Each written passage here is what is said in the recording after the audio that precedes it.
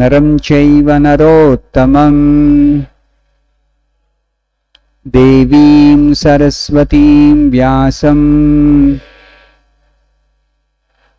ततो जयमुदीरये नष्टप्रायेषु भद्रेषु नित्यं भागवत सेवया Bhagwati उत्तमश्लोके भक्तिर्भवति नैष्ठिकी. Reading from Srimad Bhagavatam, Canto 9, Chapter 11. Lord Ramachandra rules the world. Text number 21.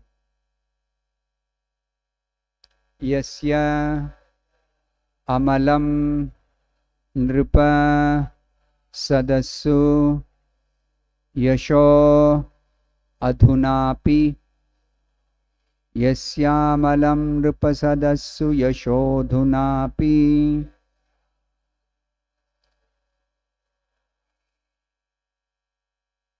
Gayanti agha gnam rishayo dig ibhendra pattam. Gayantyagham rishayo digibhendra pattam.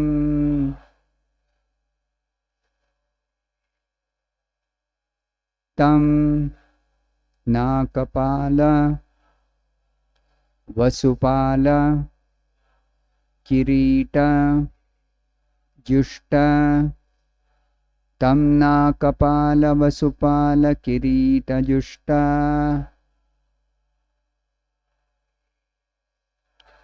Padambujam Raghupatim Sharanam Prapadye. Padambujam Raghupatim Sharanam Prapadye. Yasyamalam Nripasadassu Yashodhunapi. Gayantyagham Rishayo Digibhendra Pattam. Tam Nakapala Vasupala Kirita Jushta. Padambujam Raghupatim Sharanam Prapadye.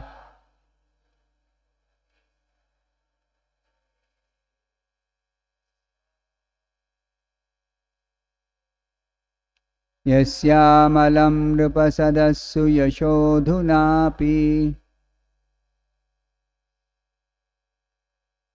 Gayantyagagnam rishayo digibhendra pattam.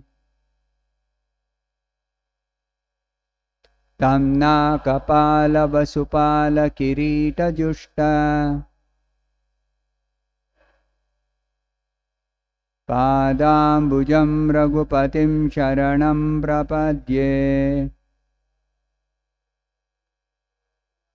Yasyamalam Nripasadassu Yashodhunapi.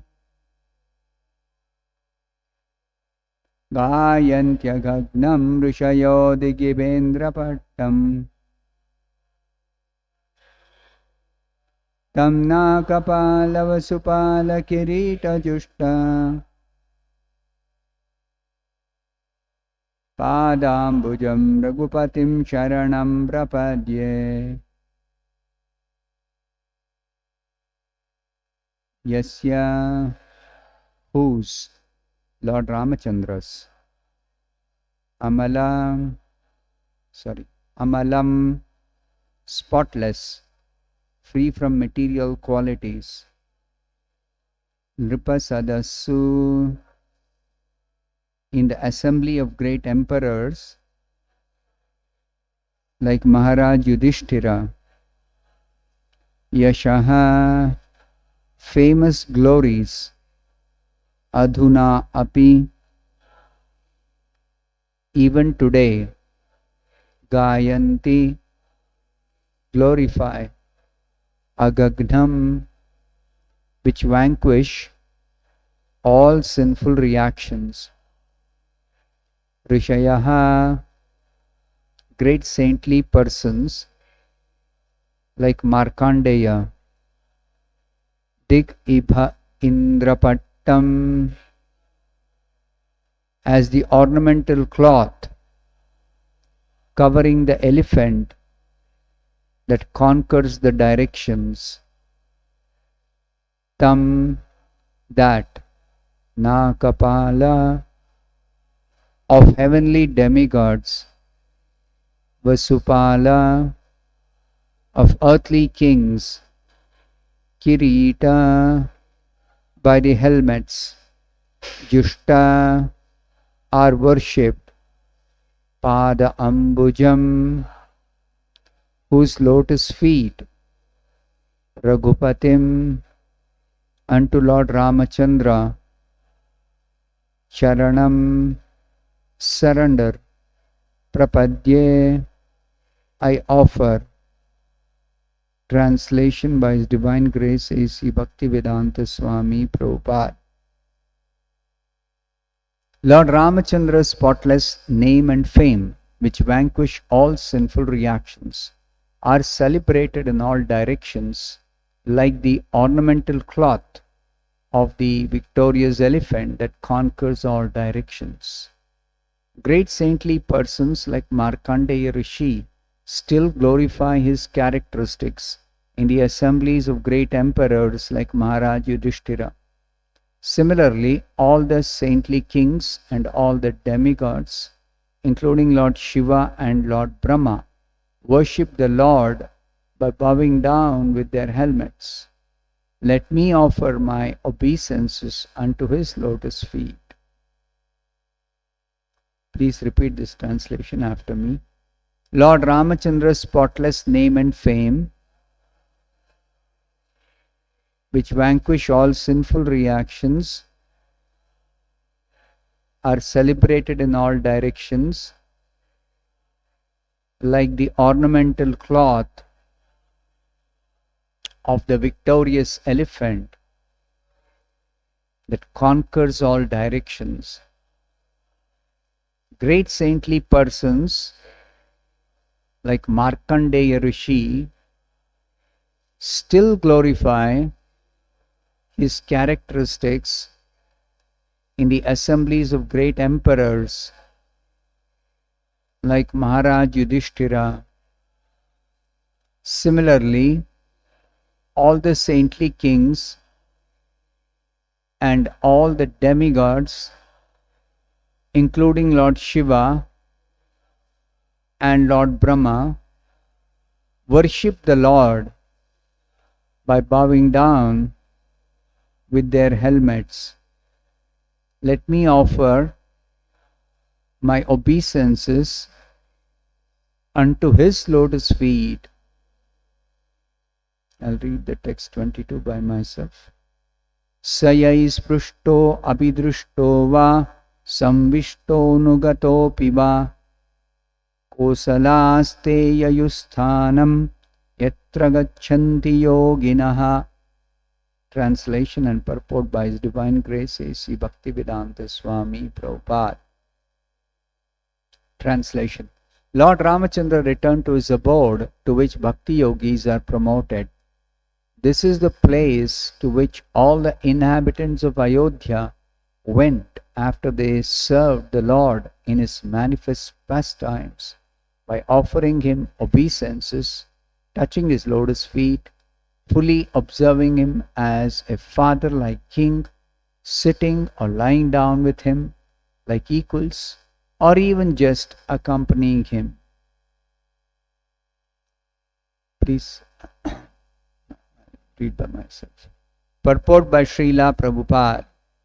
The Lord says in Bhagavad Gita 4.9, Janma karma cha me divyam evam yo veti tattvataha tyaktva deham punarjanma naiti mameti sorchuna. One who knows the transcendental nature of my appearance and activities does not, upon leaving the body, take his birth again in this material world, but attains my eternal abode, O Arjuna. Here this is confirmed.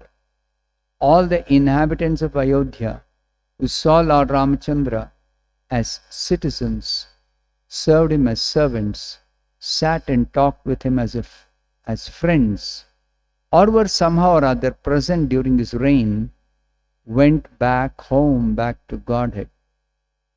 After giving up the body, the devotee who becomes perfect in devotional service enters that particular universe where Lord Ramachandra, Lord Krishna, is engaged in his pastimes. Then, after being trained to serve the Lord in various capacities in that Prakata Leela, the devotee is finally promoted to Sanatana Dhama, the supreme abode in the spiritual world. This Sanatana Dhama is also mentioned in Bhagavad Gita. Parastasmattu bhavonyo vyakto vyaktat sanatanaha. One who enters the transcendental pastimes of the Lord is called Nitya Leela Pravishta. To understand clearly why Lord Ramachandra returned, it is mentioned herewith that the Lord went to that particular place where the Bhakti Yogis go. The impersonalists misunderstand the statements of Srimad Bhagavatam to mean that the Lord entered his own effulgence and therefore become impersonal. But the Lord is a person and his devotees are persons. Indeed, the living entities like the Lord were persons in the past, they are persons in the present, and they will continue to be persons even after giving up the body. This is also confirmed in Bhagavad Gita. Thus ends the Bhaktivedanta purport. Om Ajnanatirmirandhasya Jnananjana Shalakaya Chakshurunmilitam Yena Tasmai Shri Gurave Namaha. Nama Om Vishnu Padaya Krishna Presthaya Bhuta Srimate Bhaktivedanta Swami Niti Namine. Namaste Saraswate Deve Gauravani Nirvishesha Shunyavadi Paschatya Deshatarine. Jaya Shri Krishna Chaitanya Prabhu Nitya Shri Advaita Gadadhara Srivasa Prabhakta Vrinda. Hare Krishna Krishna Krishna Hare Rama Rama Rama Hare Hare. Shukadeva Goswami is glorifying Lord Ramachandra. In the previous verse, Shukadeva Goswami mentioned that Lord Ramachandra's reputation for having killed Ravana with showers of arrows at the request of the demigods, and for having built a bridge over the ocean, does not constitute the factual glory of the Supreme Personality of Godhead, Lord Ramachandra. Shukadeva Goswami is a realized soul. So he is helping us understand what are the factual glories of the Supreme Personality of God.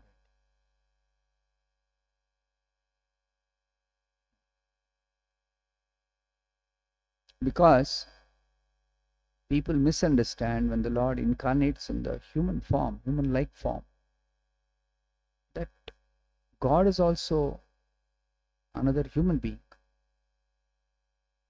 But that is not the correct understanding of God.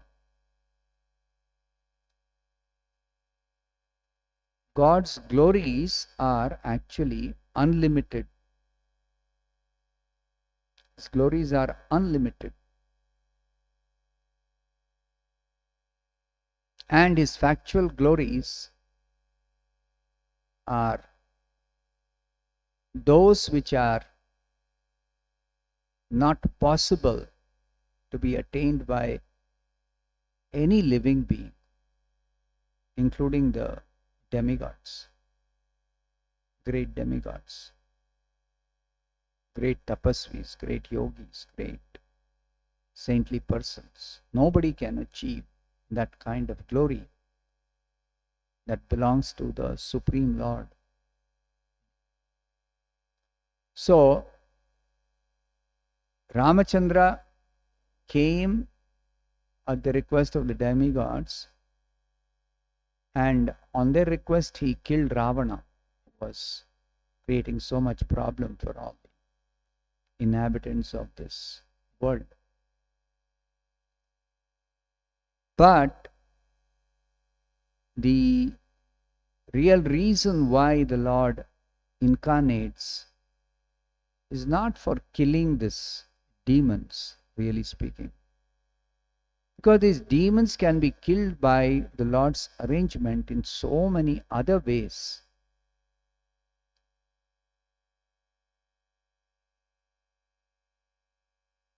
Material nature is the Supreme Lord's own energy.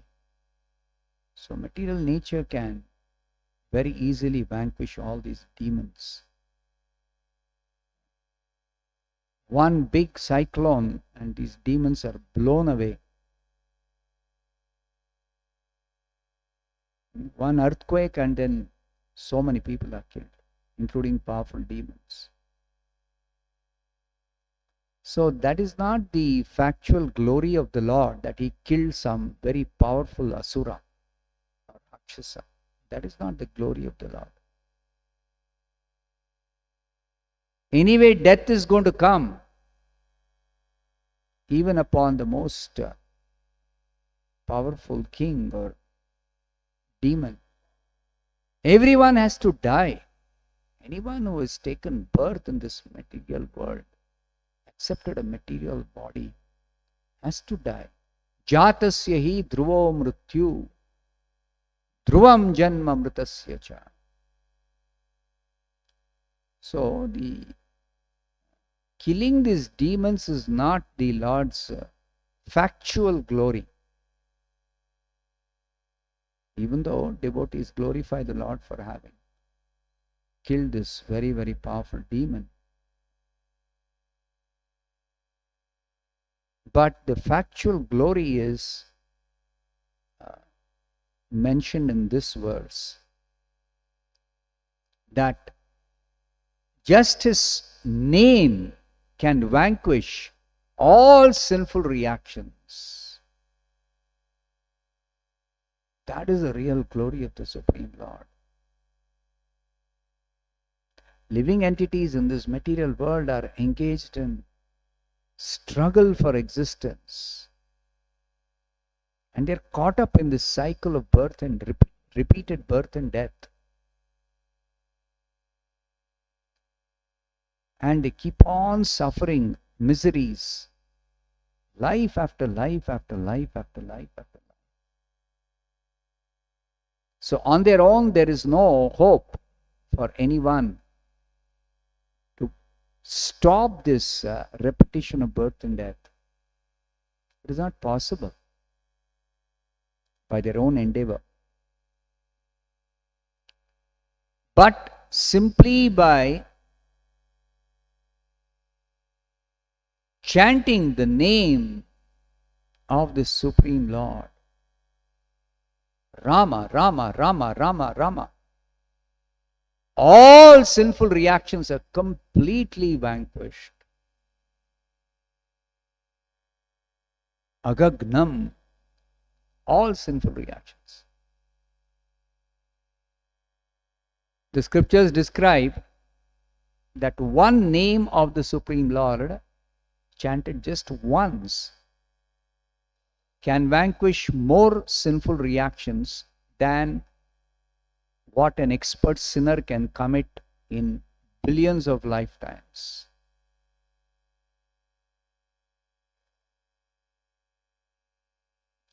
So that is the glory of the Lord.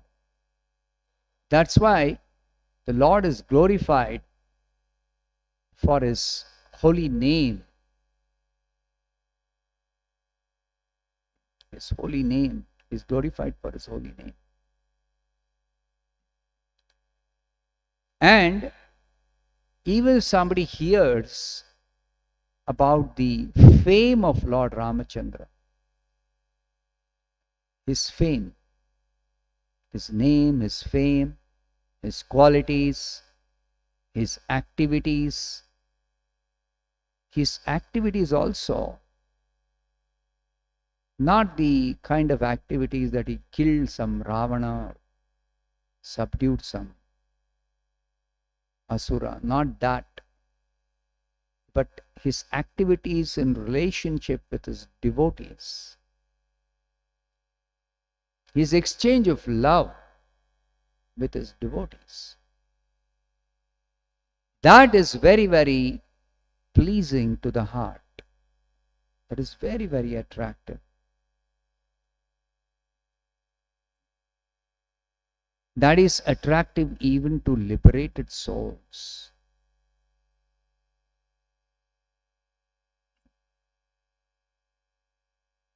Atma Ramascha Munayo Nirgrantha Api Urukrame Kurvanti Vahaitu Kim Bhakti Itham Bhuta Guno Hari. The qualities and the specific activities of the Lord in relationship with His devotees. That is the glory of the Lord. And that is what Shukadeva Goswami is glorifying here. His name, fame are so glorious that great saintly persons like Markandeya Rishi, among the saintly persons, among the sages, is the greatest because he is living beyond one kalpa. At the end of one kalpa, all the inhabitants of the world other than Brahmaloka are completely destroyed. They are killed. Nobody can remain alive. But Markandeya Rishi, he was performing tapasya. He was living on this earth. But he survived that partial destruction or devastation at the end of Brahma's day.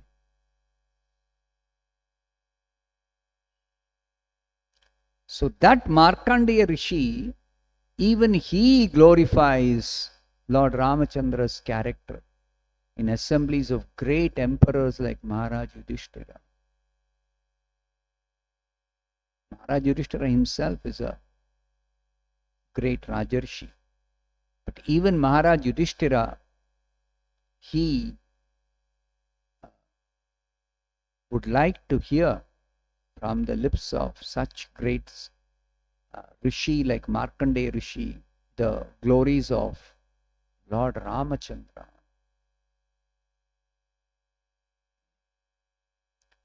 And not only Markandeya Rishi, even all these saintly kings and all the demigods, including Lord Shiva and Lord Brahma, the greatest of demigods, they offer respects to Lord Ramachandra by worshipping him, by bowing down.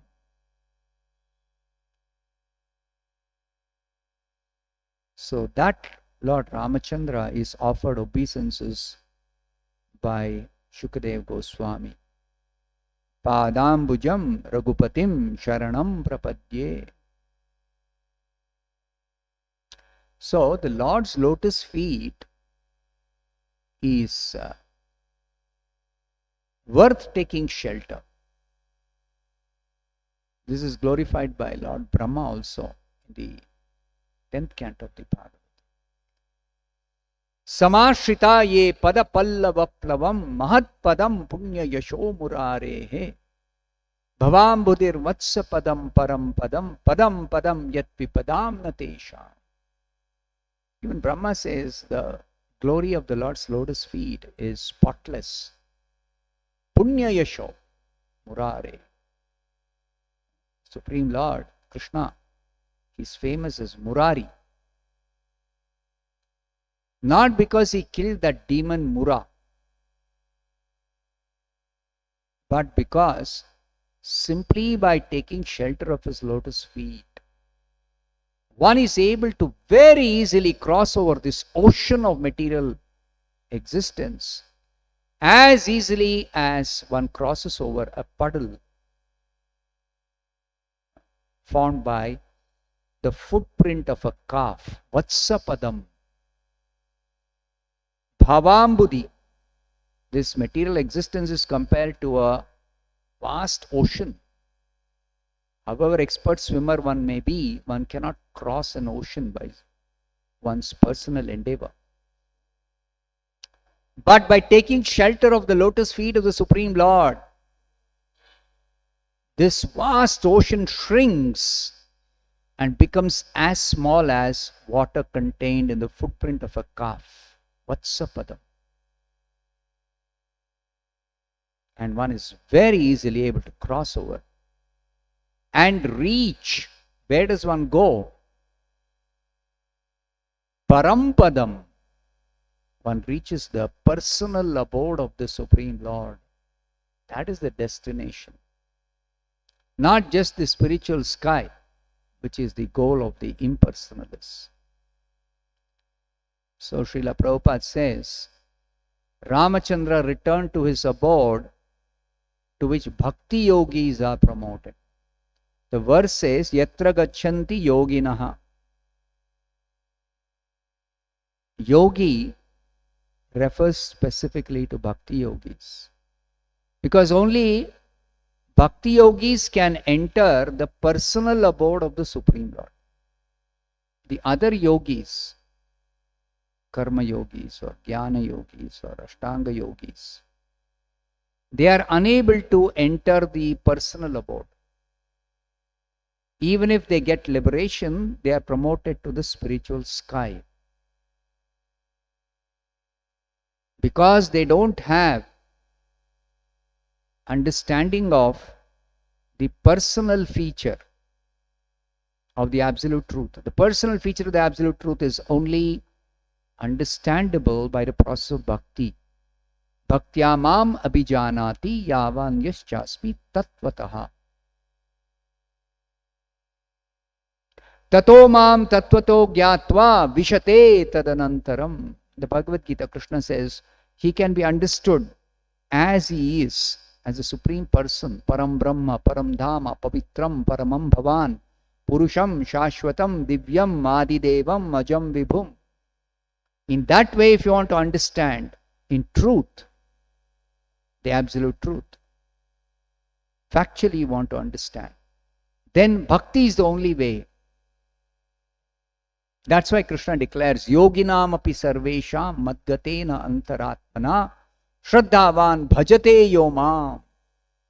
The goal of all yoga practice, any yoga practice, is to come to the point of shraddhavan bhajate, to come to the point of pure devotional service.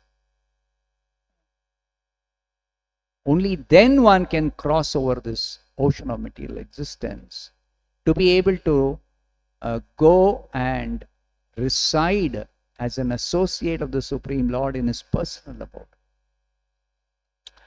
So, Shukadeva Goswami is describing here, Lord Ramachandra returned to his abode to which bhakti yogis are promoted. This is the place to which all the inhabitants of Ayodhya went after they served the Lord in his manifest pastimes. In various ways, the inhabitants of Ayodhya were all devotees of Lord Rama. They served him in so many ways while he was ruling the world. Sprishtaha, abhidrishtaha, samvishtaha, anugataha, so many ways. Either somebody was in contact with him by touching his lotus feet, or was just having darshan of him, just has seen him, abhidrushtaha, samvishtaha, or being a personal associate, were able to be with him, eating together, lying down together, or anugataha, simply followed him as a servant, or just even accompanied him wherever he went. All of them, they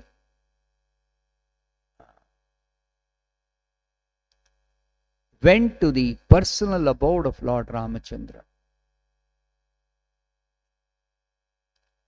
So, Srila Prabhupada explains in the purport, this is explained by Krishna himself in the Bhagavad Gita, Janma karma cha me divyam evam yo veti tattvataha. The birth and activities of the Supreme Lord are completely transcendental, and one who understands them in truth. Such a person, tyaktva deham punarjanma naiti, after quitting this body, does not take birth again in this world. Mameti, but instead come back to me. That's what Krishna says in Bhagavad Gita. So when Krishna says come back to me, Krishna as the Supreme Personality of Godhead has got his personal abode in the spiritual world. But Krishna also performs his pastimes in the material world while it is manifest. So in the material world, there are many, many universes, and Krishna takes birth in one universe, on a particular planet in one universe, just like 5,000 years back in this universe, he appeared in Mathura on this earth planet.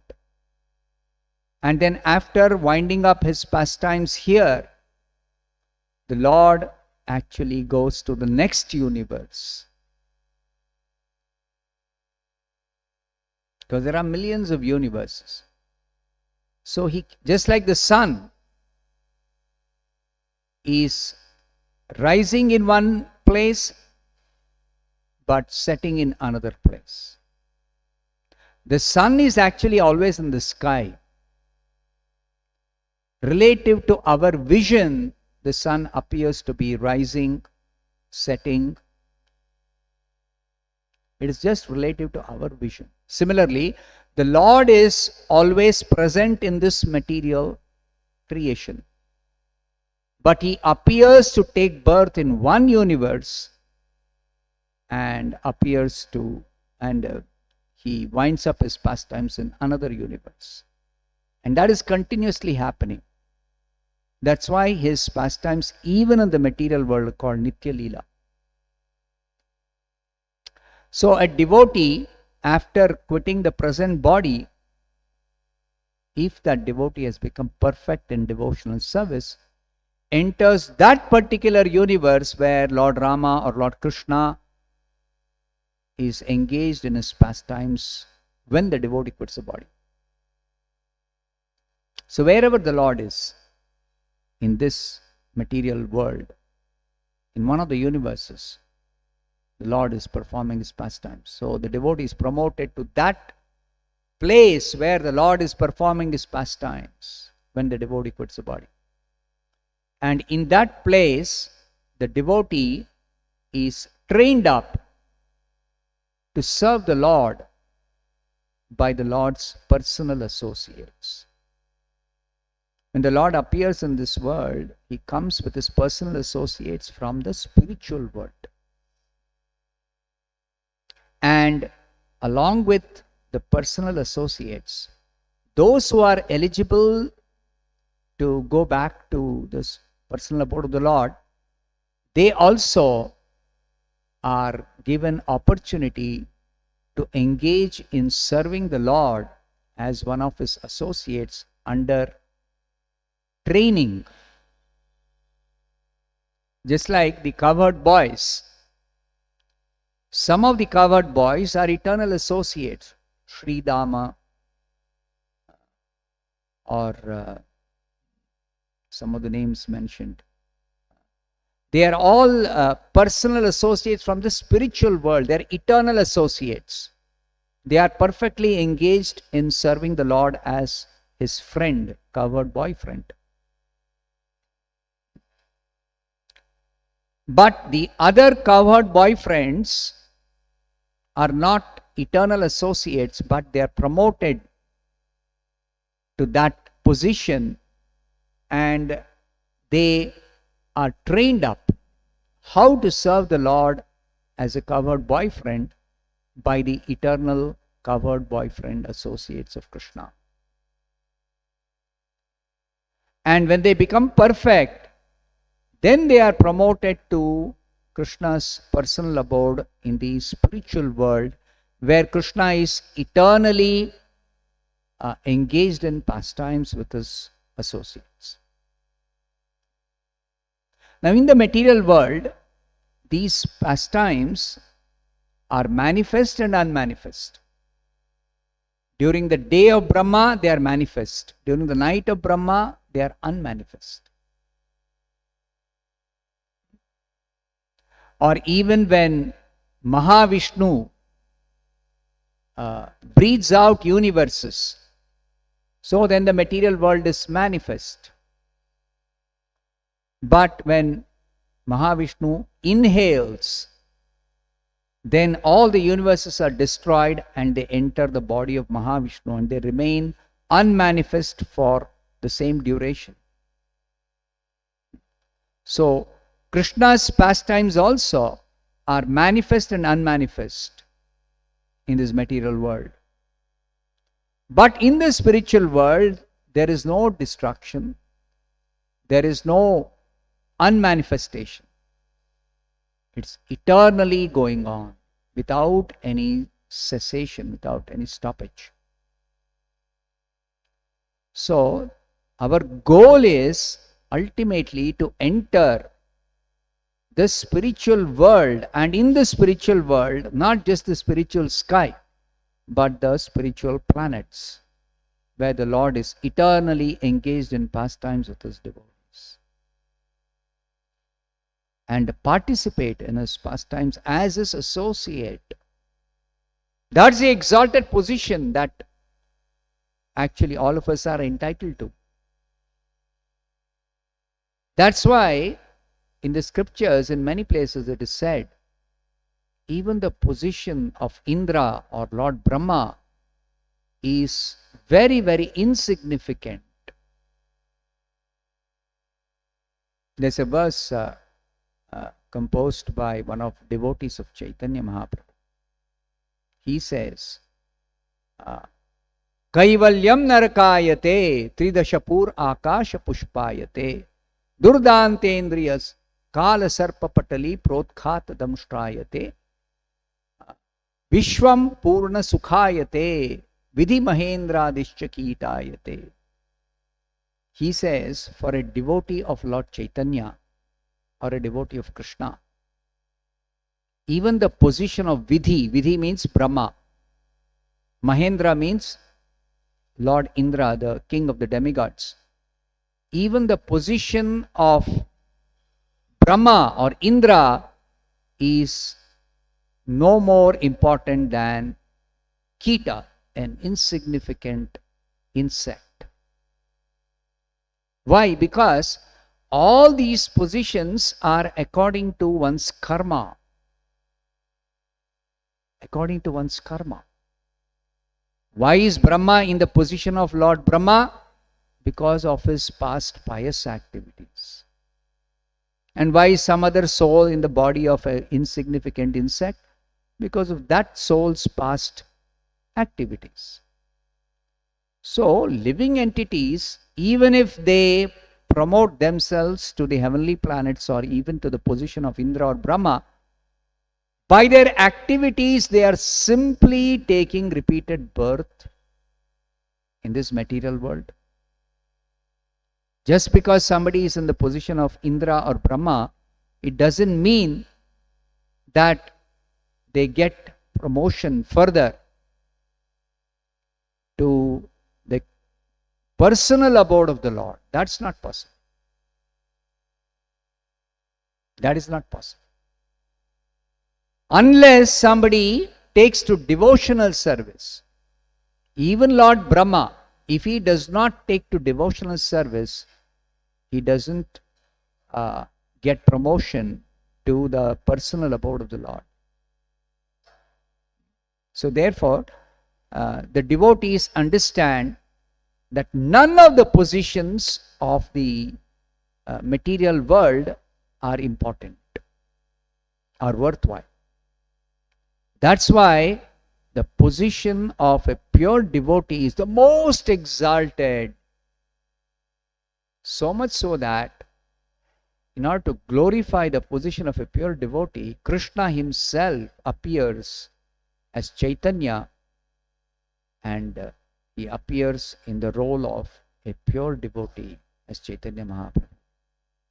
Just to teach us that the position of a pure devotee is the topmost position, and any other position, in fact, the position of a pure devotee is not exactly a position. It is actually our original constitutional position. It is our original position. It is our actual position. It is our eternal position. All of us are pure devotees of Krishna. We simply have to revive our devotion to Krishna. And that is awakened simply by chanting Hare Krishna, Krishna Krishna, Hare Hare, Hare Rama, Rama Rama, Hare Hare. It cleanses the heart and awakens our original devotion. So therefore, especially in this age, and at all times, it's not just in Kali Yuga alone, at all times, Hare Nama, Hare Nama, Hare Nama Iva Kevala. Kalau Nastyaiva, Nastyaiva, Nastyaiva. Particularly in Kali Yuga, one should take up this chanting of Hare Krishna. But as is mentioned by Shukadeva Goswami here,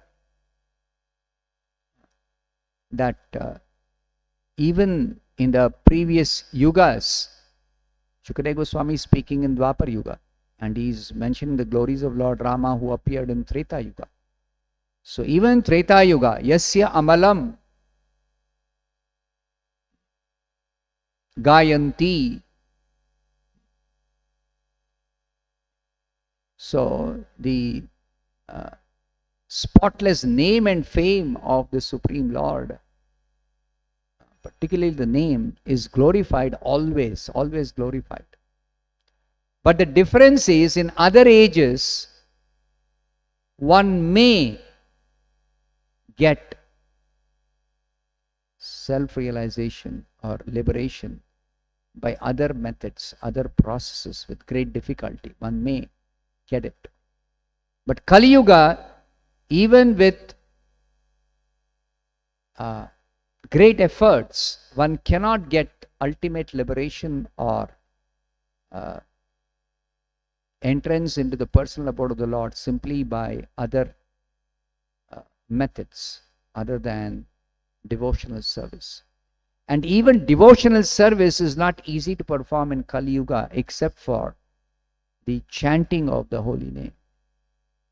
That's why chanting is stressed even among different devotional processes. Just like the process of deity worship, it is difficult for people in Kali Yuga. Just to maintain cleanliness is such a challenge for doing deity worship. But our good fortune, that chanting of the holy name doesn't depend on such preliminaries as maintaining some standard of cleanliness. It doesn't depend on that. Even sinful people, if they somehow vibrate their tongue and chant the name of the Supreme Lord, Hare Krishna, they can be delivered. There is no consideration that the person has been sinful, has not followed some rituals of cleaning or fasting or avoiding sin. None of those things are considered.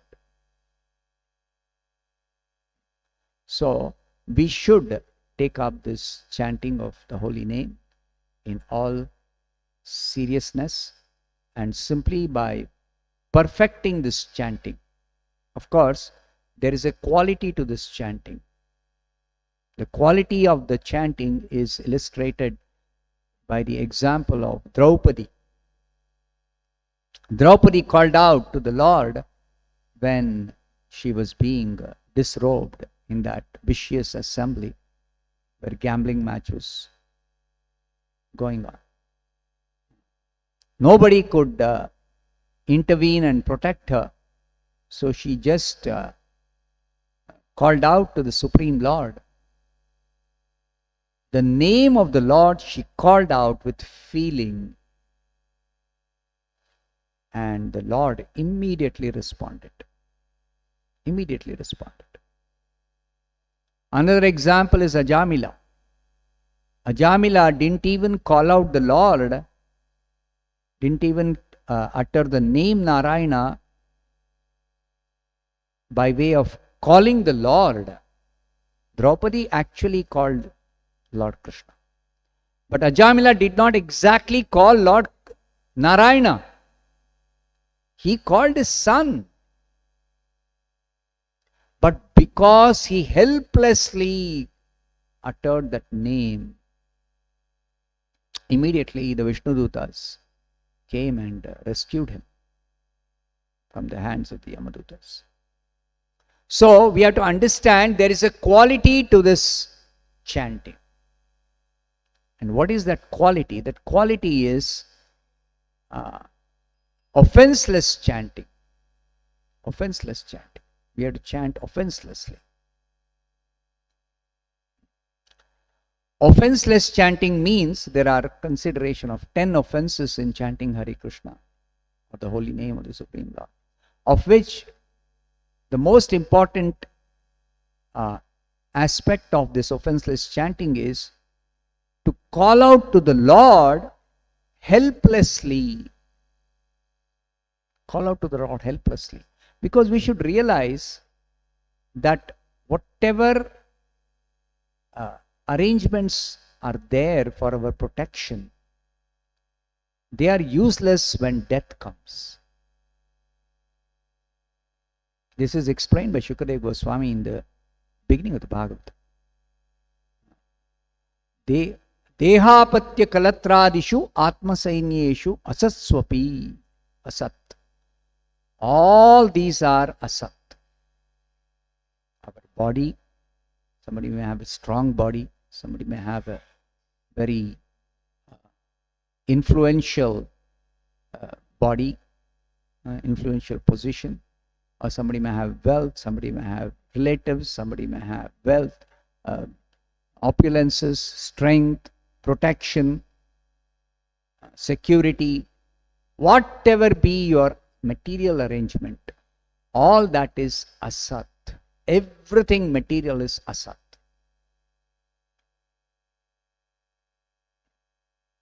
And Krishna elaborately explains this in the 2nd chapter of Bhagavad Gita. Na sato vidyate bhavo, na bhavo vidyate sataha. Asat is material. Something material is asat, means it is temporary. It doesn't endure. It doesn't last.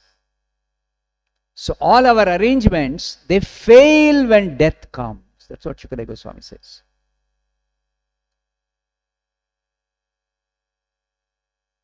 Tesham pramatta nidhanam pashyannapi na pashyati. Nidhanam. When death comes, everything fails. All material arrangements fail to protect a person. So therefore, we have to understand that the only way we can protect ourselves, especially at the time of death, and even at other times, is by helplessly calling out to the Lord. Helplessly means I don't have any other shelter. I don't have any other protection. You are my only shelter. You are my only protector. With that feeling, with that conviction, with that deep understanding, we have to call out. Because it's always true that Krishna is in our heart. He is very close to us. But if we don't want His protection, if we don't want His shelter, if we don't want His help, then He will not force Himself upon us. So we may think, I have got a strong body to protect myself. I've got my relatives. I got my wealth. I've got my so many material assets. So then Krishna will not come forward to help you. But you call out to Krishna that I have no other help, no other shelter. You are my only shelter. Krishnaika sharanam mama. That's why Krishna also advises how we should surrender. Mam ekam sharanam raja. Mam ekam, me alone, you take shelter. Give up all these other shelters. Give up all these other shelters. And anyway, we'll be forced to give up. When death comes, we have to give up. We cannot hold on to them. And death itself, none of these can actually protect us. So therefore, mamekam sharanam vraja, krishnaika sharanam mama. With this conviction, with this feeling, with this understanding, we have to practice chanting, calling out Krishna. Then by this practice, at the time of death, Krishna will actually save us. Krishna will actually save us. So that's the sum and substance of the whole practice of this Bhakti Yoga, especially of chanting the holy name. So today, 10 to 12, we are having a special session of group chanting. Group chanting is to highlight the importance of improving our quality of chanting. Many of you are chanting, but please also take note that you have to work on improving the quality of your chanting. What is that quality? Helplessly calling out to the Supreme Lord. So you have to get the realization that whatever my material assets are, they have got some limited use, limited value. As long as we are in this world, they may have some value. But ultimately, no material asset can protect me, is of use to me when death comes. So before death comes, practicing this chanting by calling out to Krishna and becoming convinced that Krishna is my only shelter. And that's a fact. It's not difficult to understand for devotees. For devotees, it's very easy to understand. Krishna is my only shelter. But we have to practice like that. And we have to become convinced. And if we really helplessly call out to Krishna, immediately Krishna responds. Immediately. In fact, you can be delivered even before death comes. Just once you have to chant completely helplessly. For that, all our attachments, material attachments in the heart have to be nullified. All the attachments. These attachments are dependencies. Like whatever wealth money can buy, I have got enough money for that. If money cannot buy something, then my mother or my father or my wife or my son or my daughter is there. Like that, we have so many dependencies within our heart. In various ways, we have developed these dependencies. And we are residing in this body very as if we are secure. As if we are very secure. And we forget about death, we forget about the reality of this material existence. What is the nature of this material existence?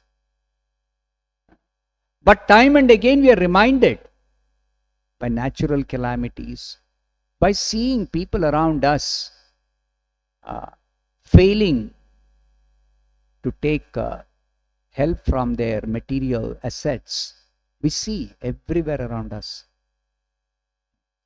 The best of doctors cannot save a person who is depending on the treatment of the doctor. The most wealthy persons, their wealth cannot save them when there is a real danger to their life. So many instances are there all around us.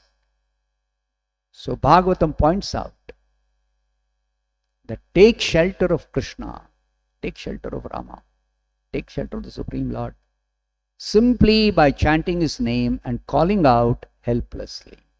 That is what we have to practice. Let's stop here. Grantharaj Srimad Bhagavatam ki jai, Srila Prabhupada ki jai.